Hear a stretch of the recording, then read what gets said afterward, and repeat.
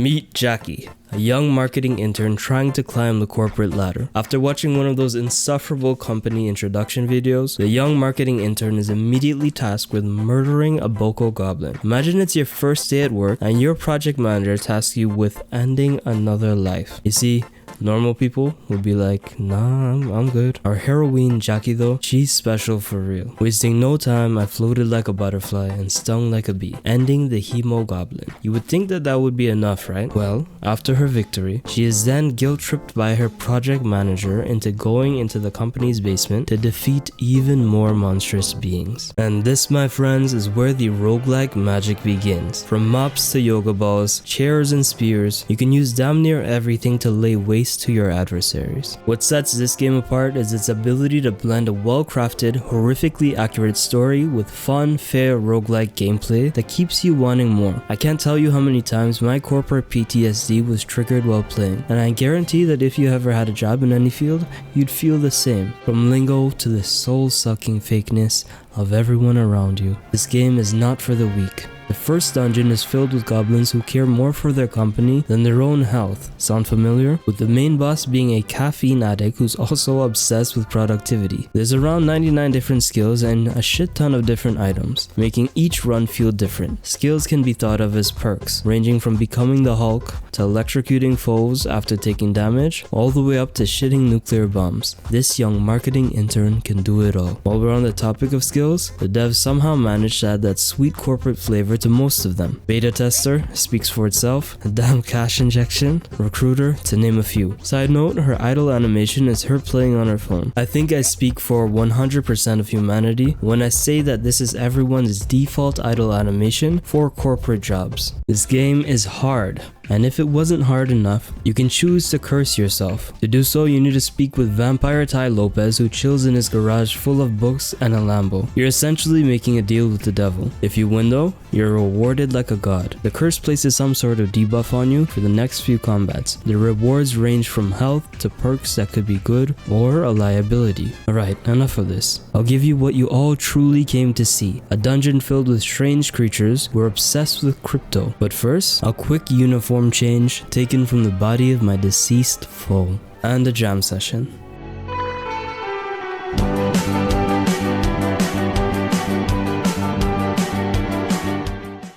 Welcome to StyxCoin Corp, where you may use minor rigs as weapons, mine StyxCoin by killing their workers, and talk to hip, dodgy crypto skeletons, all while still being on the first floor. In this game's dungeon system, there are typically a total of 4 floors, including the boss stage. Every floor gets progressively harder, with the cash shops, Ty Lopez, and skills being your only saving graces. Despite this, you wouldn't believe how hard some runs can get, which I believe to be a beautiful artistic choice by the developers, truly demonstrating the life of an intern. That being said, with the right perks, victory becomes a lot more attainable. And after a few attempts, I made it to the crypto kingpin. Just like in real life, he has a stack of desktops likely being powered by the GPUs you all wanted for Christmas. He also has themed on-brand workers, the hip hacker dude and the old fart who's there to boost morale. The boss himself was relatively easy once you of course learned his attack patterns. Just like the crypto markets, I burned it all down.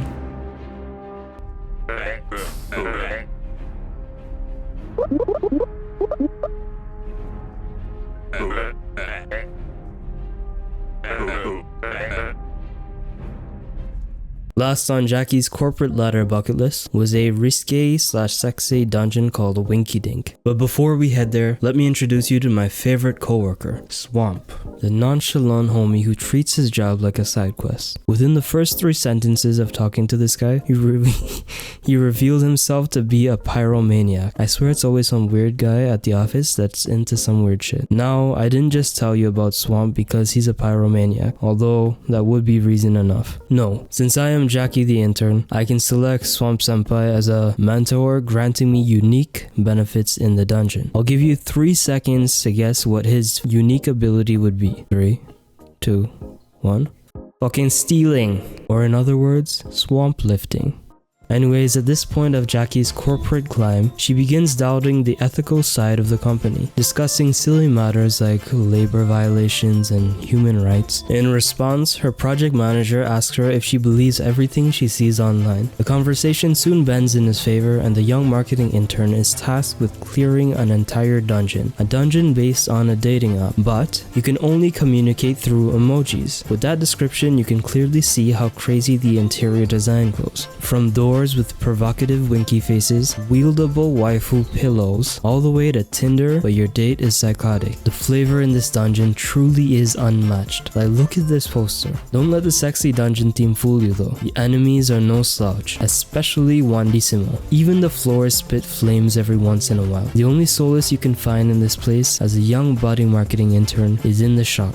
For absolutely no reason whatsoever. You know how some games allow you to charm enemies? This one takes it to the next level. Just like in Tinder, you have the option of accepting or rejecting a date. The twist being that your first date is a battle to the death. Should you be victor of said battle, you get a boyfriend who will roam the dungeon at your side. Because the past is in the past, and we don't talk about that. And after seeing all that the WinkyDink dungeon has to offer, what do you imagine the boss to look like? A macho demon lord? A powerful demon queen? I'd say the devs seamlessly blended both to create the ultimate Gigachad. At last, our young marketing intern had come face to face with the founder of WinkyDink, aka narcissism normalized. The boss had his own pair of master hands doing all the dirty work for him. On a side note, being able to face one of my favorite bosses of all time in 3D was like a dream come true. All those times I got wrecked by Master Hand as a kid and adult gave me valuable work experience, enabling me to fight with confidence. Much like Melee, you have to wait for one hand to finish their attack sequence before attacking yourself. The difficulty lying in the fact that if you attack one hand, the other one will come to get you. You have to be quick if you're going to hit them, sometimes purposely sacrificing your health for damage. And stealing a page from the homie Swamp's book, Narcissism was also a pyromaniac, finding great pleasure in watching the world burn. Following nearly being burnt to a crisp, I used the old flame that he loved so much against him. And with fortune in my favor, a lucky break hit dealing increased damage to seal the deal. After beating the boss, he explained that he does not force suggestive outfits onto his employees, rather highly encourages it. And I quote, "A brain-dead NPC like you could never understand. You just repeat what society tells you." Though it didn't change the fact that I kicked his ass. All in all, without spoiling the game, Jackie went from a marketing intern to having a slim chance at getting a paid position at Fizzle. And if you're into MMOs, here's how I broke the world record in one.